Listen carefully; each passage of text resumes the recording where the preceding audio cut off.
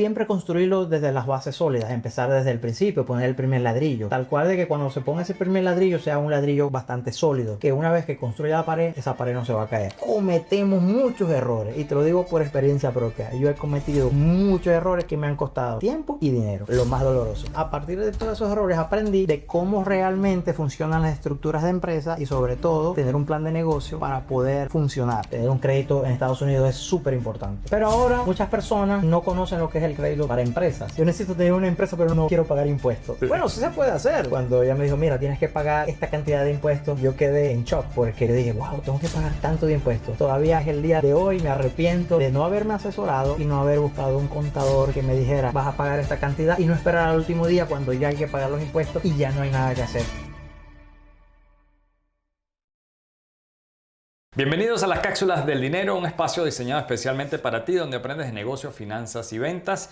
Y hoy nos acompaña Carlos Ramírez. Carlos, bienvenido a las Cápsulas del Dinero. Ay, muchas gracias por la invitación. Tenía tiempo esperando la invitación, pero muchas gracias por Aquí siempre a la orden, Carlos. Carlos es un asesor de negocios con más de 12 años de experiencia en el mundo de los negocios y sobre todo de empresas. Hoy vamos a hablar, Carlos, sobre la creación de empresas en los Estados Unidos, pero no solamente la creación de la empresa como tal, sino cuál es la importancia que todo emigrante que llega acá a Estados Unidos tiene que tener en cuenta a la hora de crear una empresa para poder proteger sus activos.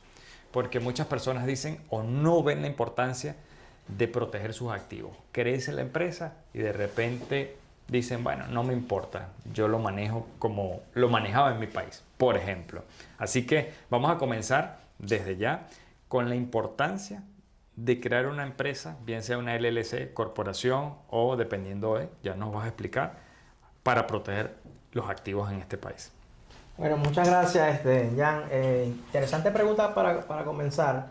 Yo pienso de que cuando las personas van a crear una empresa, sobre todo las personas extranjeras, tienen que buscar asesoría. ¿Por qué? Porque nosotros cuando venimos de un país donde no es el nuestro, normalmente creemos mucho de las cosas que se ven en redes sociales o en internet o en YouTube, que hay mucho, ahora se ve mucha publicidad que se ve en YouTube, o muchas personas que ven YouTube, entonces ya estamos abarcando también ese espacio. Entonces las personas se dejan guiar mucho por lo que le dicen ahí, porque hay muchas personas que trabajan, digamos, en el ámbito de crear corporaciones, de crear empresas, o crear LLC, que es lo que más se escuchan en Latinoamérica. ¿Y por qué esto se escucha en Latinoamérica? Porque conozco muchos empresarios de Estados Unidos, conozco muchos empresarios de Colombia que me hablan siempre, vamos a abrir una LLC. O sea, no me dicen, vamos a abrir una corporación, vamos a abrir una small corporation, una empresa pequeña. Siempre me dicen, vamos a abrir una LLC. Pero no se trata de abrir la LLC. La LLC, hay muchas compañías que prestan ese servicio, pero simplemente te abren la LLC y ya. Pero me hablaste de un punto importante que es proteger el patrimonio. Entonces, normalmente lo que yo siempre recomiendo es siempre construirlo desde las bases sólidas, empezar desde el principio, poner el primer ladrillo. Tal cual de que cuando se ponga ese primer ladrillo sea un ladrillo bastante sólido, que una vez que construya la pared, esa pared no se va a caer. Entonces, ¿qué pasa?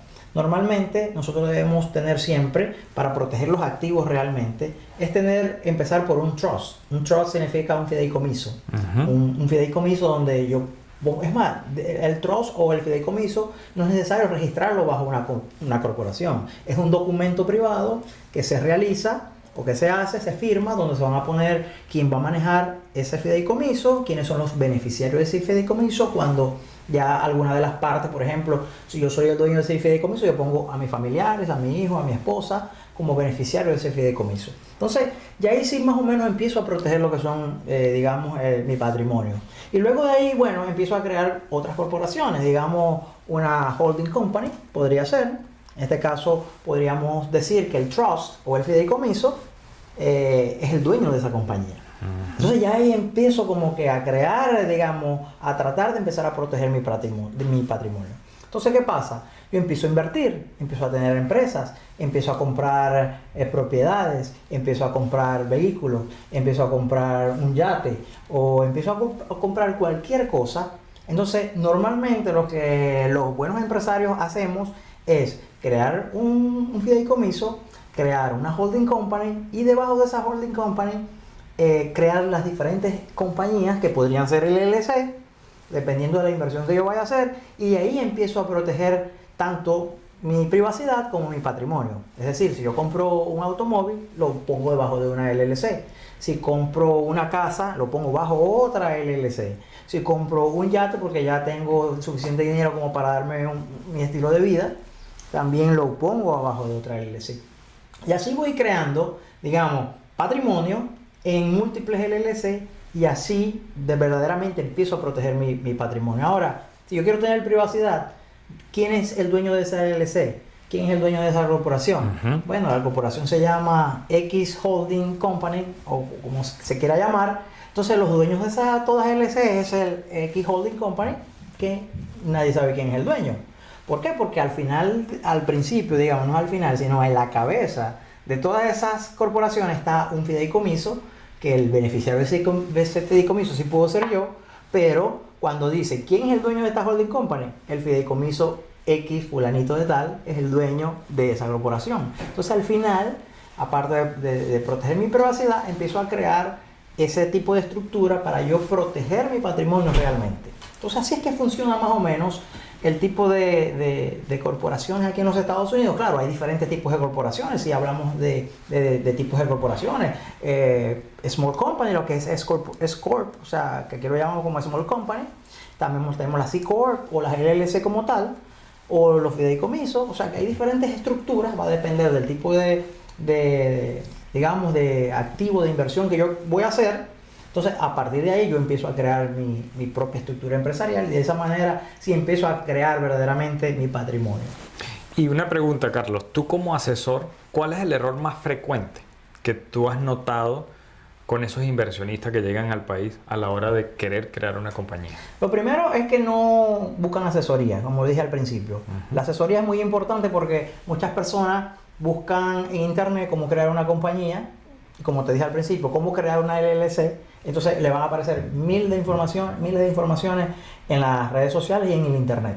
Entonces, como dice, yo te registro una compañía, entonces la compañía va y la registra, pero no sabe en qué voy a utilizar esa compañía. Si la voy a utilizar para inversión, para montar una empresa o para X cosas. Simplemente van al internet, buscan algunas plataformas que lo hacen online. Incluso tú le mandas la información y ellos crean la corporación. De hecho, me ha pasado casos que, mira, yo la abrí en la página X, en la página tal, y después buscan asesoría. Mira, ahora no sé qué hacer, no me responden, me hicieron la compañía, pero ahora no sé cómo tengo que tributar, cómo tengo que, digamos, renovar la compañía el próximo año. O sea, al final no saben nada, sino que simplemente abrieron una LLC a través de una plataforma en internet, y ya con eso ya tienen una corporación. Entonces ese es el primer error que cometen: ir a la internet a buscar abrir una compañía, que no está mal para personas que de repente quieren hacer comercio digital, Claro. digamos, marketing digital, aquellos que simplemente necesitan una estructura simple. Y bueno, pueden abrir una LLC tranquilamente sin ningún problema. Pero ya cuando hablamos de protección patrimonial y de crear activos dentro de los Estados Unidos, tenemos que tomar otro tipo de estructuras. Ahora, el primer paso entonces sería una asesoría, buscar un profesional en el área. Definitivamente. Y el segundo paso para ti, ¿cuál sería el más importante? El más importante es tener un plan de negocio. ¿Por qué? Porque al final no vengo aquí a invertir en los Estados Unidos para nada. Y te voy a dar un ejemplo personal. Yo cuando vine a los Estados Unidos, vine como inversionista a través de una visa de inversión. Entonces no busqué asesoría. Entonces, por no buscar asesoría, cometí muchos errores. Y esos errores me ayudaron a aprender, obviamente. Claro. Si no aprendemos los errores, entonces tenemos algo mal. Entonces, a partir de todos esos errores, aprendí de cómo realmente funcionan las estructuras de empresa, y sobre todo tener un plan de negocio para poder funcionar. ¿Qué pasa? Que cuando fuimos a someter lo que es la visa, tenía un plan de negocio, donde yo no había participado en el plan de negocio, donde yo no sabía cuáles eran los números. Simplemente para cumplir un requisito de migración tenía un plan de negocio, pero al final no me sirvió para nada. ¿Por qué? Porque ni siquiera lo apliqué, no lo sabía, no lo estructuré. De hecho, cuando ya el plan de negocio estaba listo, se lo dejaron a me lo enviaron a mí para que mi contador me lo firmara. Y el contador lo primero que me dijo, yo no participé en este plan de negocio, no te lo puedo firmar. Ahí está. Entonces era para cumplir un trámite, el trámite de migración, pero realmente esos planes de negocio no funcionan al 100%, porque no es la realidad de tu empresa. Entonces me ha tocado conversar con inversionistas que vienen de Ecuador, de Colombia, y han rentado propiedades, han rentado warehouse, han rentado locales, cuando no saben que van a trabajar allí. ¿Por qué? Porque piensan que como nosotros lo hacemos en nuestros países, nosotros lo vamos a hacer aquí también igual. Y no es así. Primero tengo que tener un plan de negocio, qué tengo que hacer, qué tipo de producto voy a vender, si es la zona correcta para la demografía o la zona donde están esas personas, muchas cosas. Entonces, como no nos informamos y no tenemos ese plan de negocio, Y el entonces acompañamiento. cometemos muchos errores. Y te lo digo por experiencia propia. Yo he cometido muchos errores que me han costado tiempo y dinero, que es lo más doloroso, que cuestan dinero. Y con la experiencia que ya tienes como asesor también, ¿qué oportunidades o en qué área ves acá para esas personas que quieren venir a invertir, pero en estos momentos, industrialmente hablando, de compañías o empresas, qué oportunidades ves?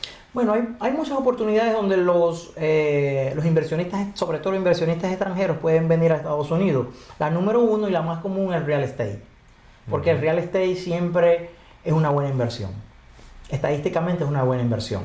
¿Por qué? Porque las personas o compran para rentar, sobre todo multifamilies, que es lo que está ahora más en tendencia al alza, que las personas están invirtiendo en multifamilies. ¿Por qué? Porque son más de 5, digamos, espacios, 5 puertas, como se le dicen aquí, 5 puertas o más de 5 puertas, donde yo voy a obtener una renta, y hay todo un plan de negocio para eso. De hecho, para eso hay plan de negocio.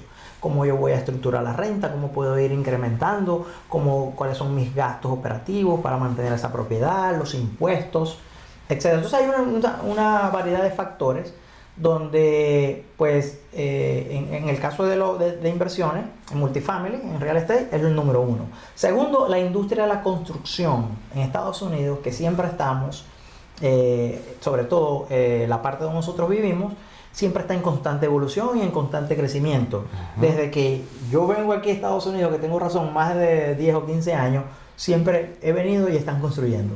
Es increíble. Sí. Nunca paran de construir. Siempre Están construyendo. Entonces, zonas que antes eran zonas subdesarrolladas o urbanas, ahora las están convirtiendo en zonas más rurales, más de urbanismo, apartamentos, edificios, casas. O sea, hay mucha variedad, sobre todo, te lo digo porque cuando yo compré un terreno hace como 7 años, para inversión también, compré un lote, y eso parecía, como decir, el desierto. Hoy en día pasas por ahí y está todo cambiado, porque hay un plan de desarrollo que tiene la ciudad para ciertas zonas, que me di cuenta en ese momento que ya tenían planeado 15 o 10 años atrás de cómo iba a ser esa zona. Entonces las personas a veces vamos y por la apariencia miramos el lugar y digo, no, aquí no me gusta invertir porque la zona está muy deteriorada. Entonces ahí cometemos un error. ¿Por qué? Porque es una zona que en el futuro nosotros podemos averiguar incluso con la ciudad. Te iba a preguntar eso, ¿cómo podemos averiguar eso? Nosotros podemos ir a Zoning Department, o sea, el departamento de zonificación en Miami, por ejemplo, Miami-Dade.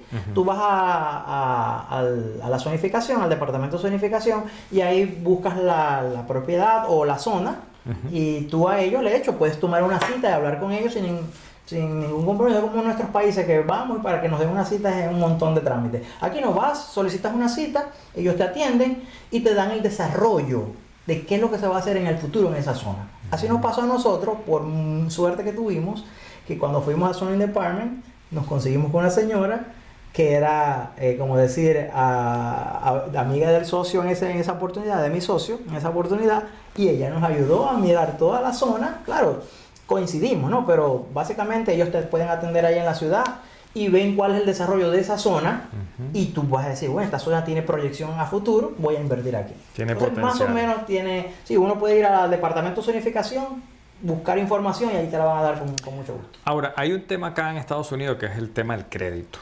¿Qué tan importante es el crédito personal y empresarial para crecer acá en Estados Unidos? Pues muy importante, eso es un punto muy importante. Cuando nosotros llegamos a Estados Unidos no tenemos noción de nada de crédito. De hecho, a mí me pasó, yo llegué en el 2017 y yo no sabía absolutamente nada sobre el crédito. Simplemente fui como extranjero con mi pasaporte, saqué un carro, que me dieron un interés súper alto, yo no sabía, pero no sabía nada del crédito. Entonces, cuando me empecé a dar cuenta del crédito, vi que era importante. Tener un crédito en Estados Unidos es súper importante. Pero ahora muchas personas no conocen lo que es el crédito para empresas, porque el crédito para empresas es algo muy diferente. Entonces las personas siempre nos enfocamos en nuestro crédito personal, pero una empresa que esté constituida desde el día cero puede empezar a construir crédito como empresa. Es decir, que cuando va a instituciones financieras puede adquirir créditos a través del crédito de la empresa. O sea, que no te tomen tu crédito personal. Quizás al principio para obtener ciertos digamos, ¿cómo se dice? Tarjetas de crédito, ciertos instrumentos financieros, te van a pedir a lo mejor tu crédito personal. ¿Por qué? Porque bueno, esa es la primera, como decía, el primer paso para obtener una tarjeta de crédito empresarial. Pero vas construyendo crédito para tu empresa con esa tarjeta de crédito, pero a su vez también hay otras plataformas que te ayudan a construir crédito empresarial. Y eso es muy importante porque ahí separamos, digamos, lo que es nuestro crédito personal con el crédito empresarial. Ahora, como extranjero e inversionistas acá en Estados Unidos, también tenemos flexibilidad de poder adquirir algún préstamo empresarial. Totalmente, no hay ningún problema. ¿Qué es lo que necesitan hacer? ¿Qué se necesita? ¿Qué necesita hacer esta persona? Muy sencillo, adquirir un ITIN number.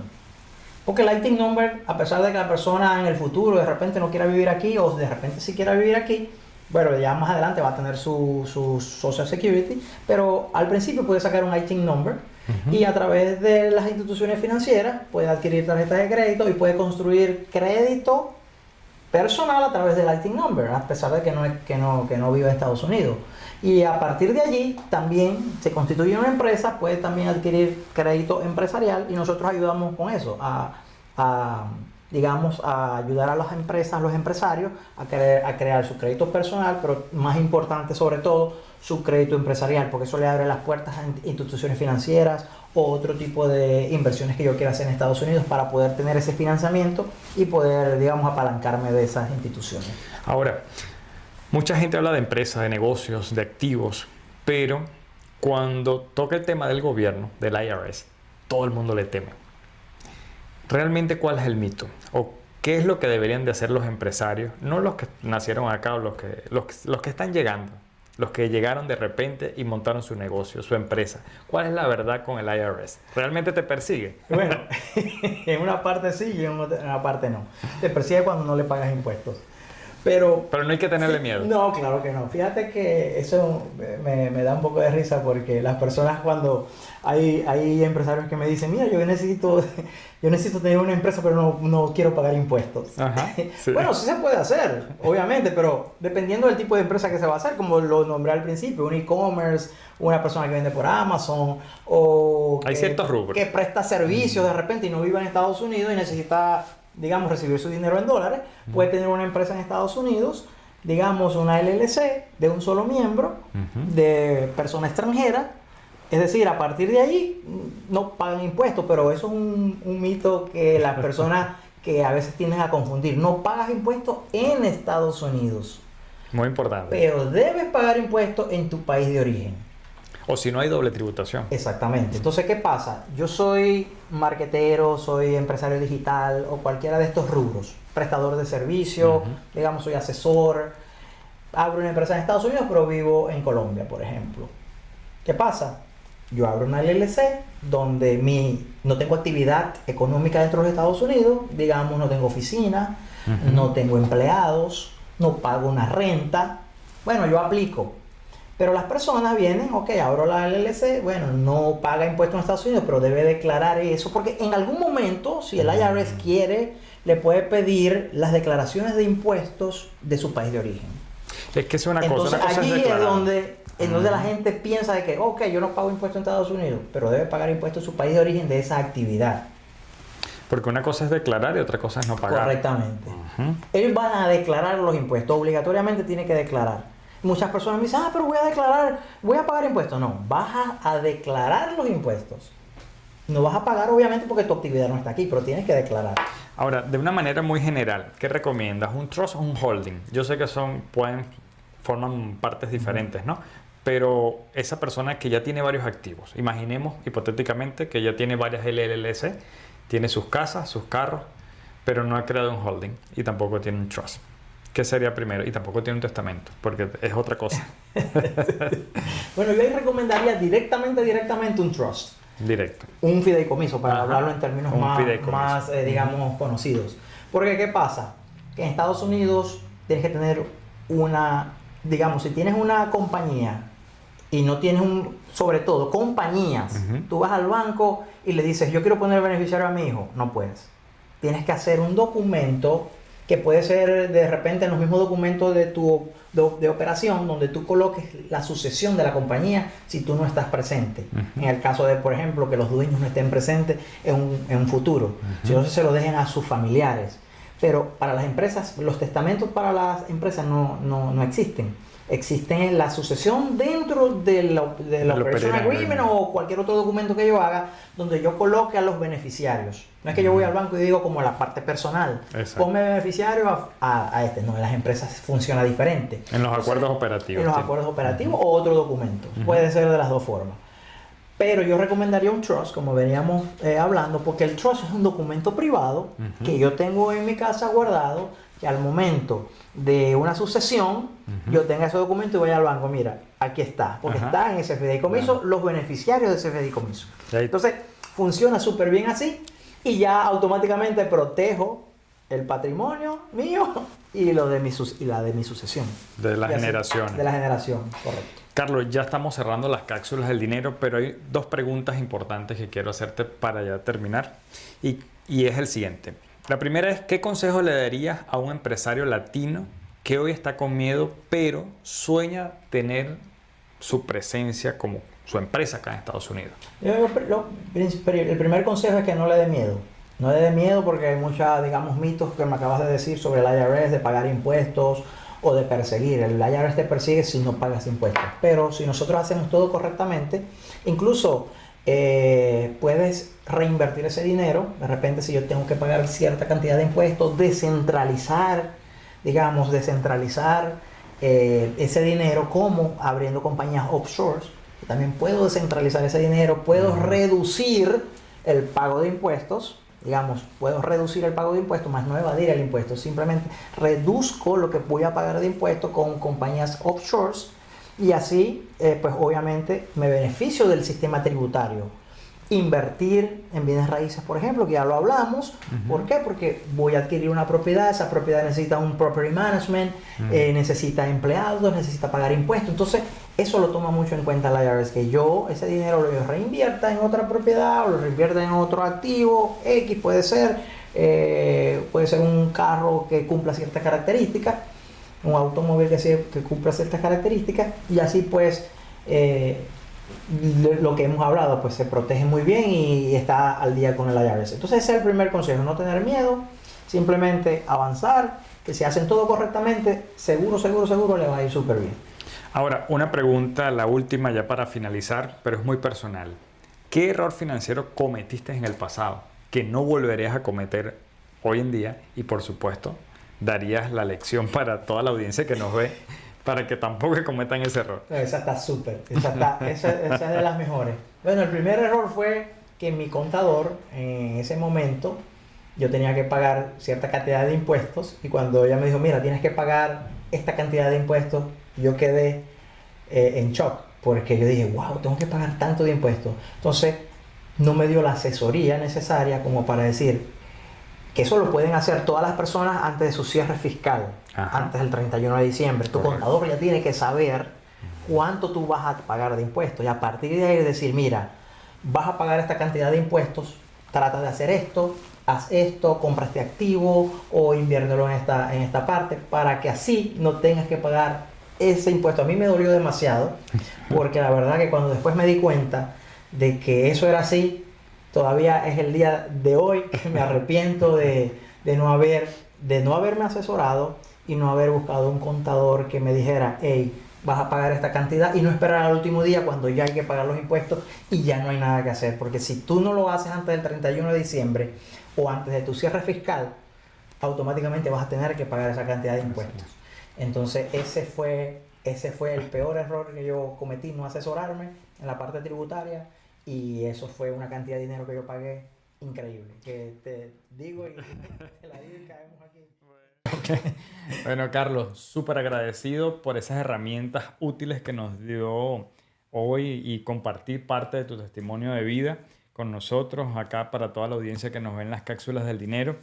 Y ustedes recuerden suscribirse y compartir también este tipo de episodios tan útiles con herramientas de mucho valor. Nuevamente, gracias, Carlos. Gracias. Tus redes sociales, ¿dónde te pueden conseguir para asesoría o para cualquier acompañamiento estratégico que le puedas dar? Bueno, mis redes sociales es Carlos J. Ramírez P. En todas las redes sociales, en LinkedIn o YouTube o Instagram, Facebook, todas las redes sociales es Carlos J. Ramírez P. Excelente. Así me pueden conseguir y cualquier cosa pues a la orden con toda la asesoría que necesiten. Gracias, Carlos. Y bueno, estas son las cápsulas del dinero. Recuerden, un espacio diseñado especialmente para ustedes donde aprenden de negocios, finanzas y ventas. Y hasta un próximo episodio.